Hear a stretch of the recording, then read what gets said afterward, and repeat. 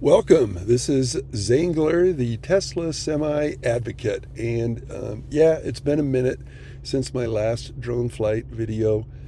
Um, Trying to stay engaged, but the fact that I'm not getting any love from Tesla in terms of access to see the inside and basically not a lot of great interest. So, I'm going to ask that if you watching this video, if you enjoy any of my 3 years of Tesla Semi Advocate videos, that you do whatever you can to help the channel and help the account out. And that, I guess, one of the simplest things you can do is just to comment or reply. You know, I haven't spent a ton of energy on figuring out the algorithm, but apparently commenting and replies. And if you happen to use this video for your own channel, it'd be kind of cool for you to subscribe on X for $5 a month. I know that Sawyer Merritt does, and so does Dylan. So I do appreciate them. And they also help boost the channel whenever they do pick up one of my videos. Anyway, so let's get into the video. This is the best look you're going to get on the north side, what we just saw when I was groveling. And because I end up going on a squirrel chase. So this is now the northwest corner. I wanted to take a look at the escape ramp here. It looks to be completed. And one thing you might comment on is, do you notice anything new in this video so far? And what I noticed that's new is more guardrails, both those ones in the middle and on the outside far western perimeter. Those guardrails are new too. As we go around, there are a few new things to take a look at. So stay tuned, and I'll ask you to comment and reply on anything you see that's new. One of the things that we are looking for is practice stamping, sheet metal stamping, and I believe we see plenty of it here. And I will get in tighter, not necessarily there, but over to the right in a minute. We're going to see what looks like stamped parts. The only thing that's a little interesting is that some of them are in wooden containers, which kind of surprises me. I don't know why they would bother putting them in these containers if they were stamped on site. Let me know what you think.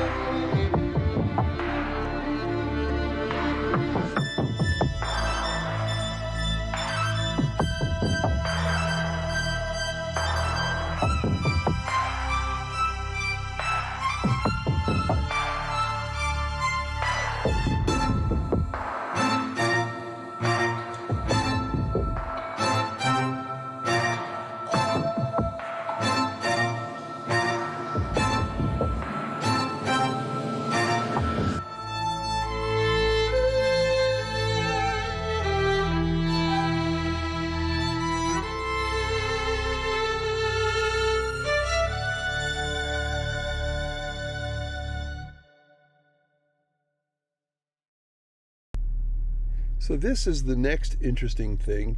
If you followed along while the music was playing, we're up at a little elevation above where the Giga Semi factory is. There is, like, I believe there's a new employee orientation building. And this, I'm trying to figure out, do these look like more mega charger cabinets? They kind of do to me, and it would make sense. I don't believe, if they're going to be producing approximately 150 semis a day, that the 8 mega chargers they have right outside the east end of the building is going to be enough. So this looks like maybe pre-positioning. I don't believe they would put them up here, but possibly. I think it's more likely, if in fact these are mega charger cabinets, that they will be put somewhere else. And we did see a spot where they were clearing ground, and yeah. So one of the big questions is, where do you think they're going to park 150 Tesla semis a day? I don't believe that they're going to immediately deliver themselves or go on trucks. They have to be stored somewhere, and as of yet, there's no good location to store a bunch of Tesla semis after they roll off of the end of line. So anyway, we got a lot of little zoom in on this to try to figure out if these are in fact Tesla mega charger cabinets or electrical cabinets that will help supply mega chargers, or if actually there's something that will go inside the Giga Semi factory.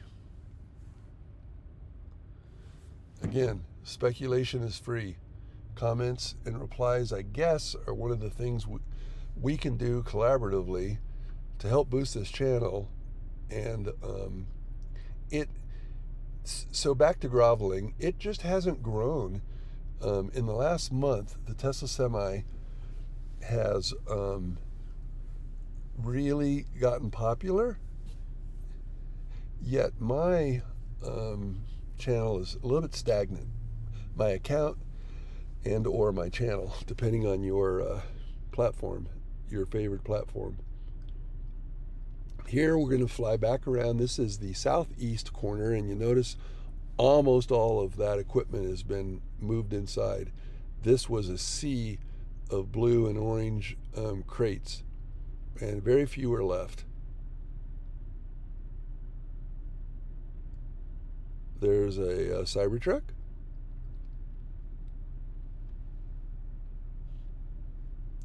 More tanks have been installed in this area that we kind of knew was tanks because it had a berm to save, and you can see they're going to probably put one more of those.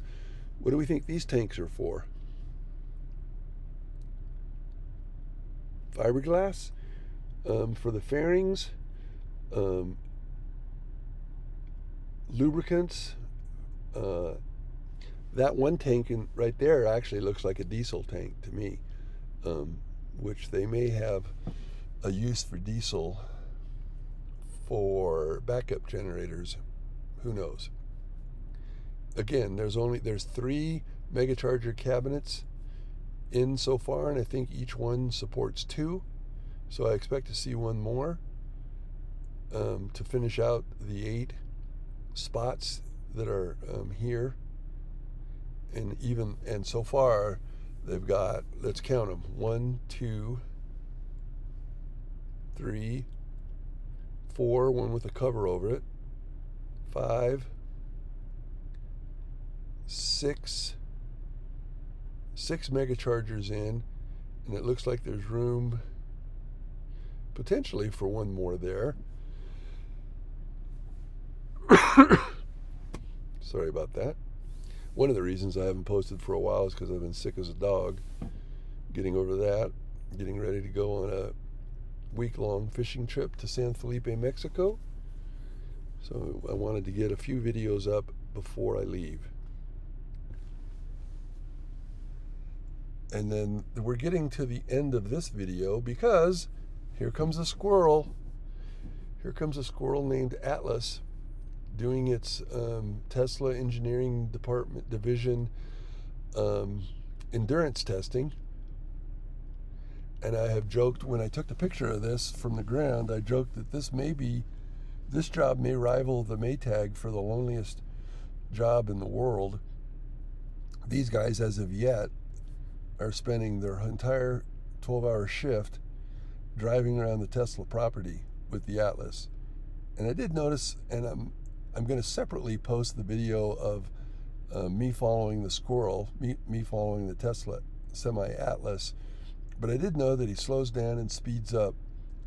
I don't think because for any safety reason. I think that's the protocol that Jason, the head of the lead engineer, and has them doing so they can gather data. Anyways, thanks for joining. I'll continue to fly as long as there's interest. Almost felt like giving up, but I said, I need to stay gracious and have gratitude for what we've done so far and stay engaged. Thanks.